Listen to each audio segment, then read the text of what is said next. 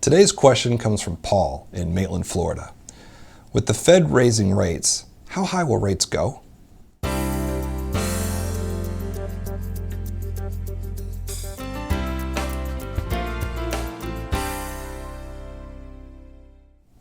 Well, Paul, no one knows for certain how far up rates might go, or that they're going up much higher at all, frankly.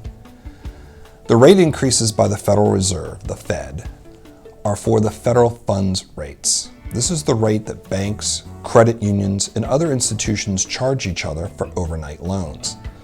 The Federal Reserve uses its operations to get these super short-term rates within its target range. It does not directly set the rate. The rate's negotiated between the institutions on the open market. Now, because the Fed's target rates do affect the costs that lenders incur, changes indirectly affect the rates lenders charge. Now again, the Fed does not directly set rates for auto loans, mortgages, or the interest paid on bonds.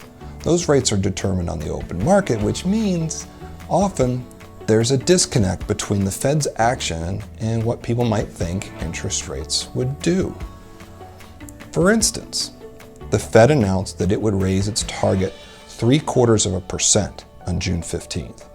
They then announced another 0.75% increase on July 27th. Instead of rising 1.5%, rates on 30-year fixed loans were actually down more than 1% by the end of July. And a similar effect occurred with the interest payable on U.S. Treasury securities maturing in 2 years or more. Yields on those were lower at the end of July than they were on June 15th. So here we have yet more examples of why it can be really tricky to make financial decisions based on what's talked about in the news. Now, we have more to say about all of this on the news and posts section of our website in the entry titled, "With the Fed Raising Rates, How High Will Rates Go?"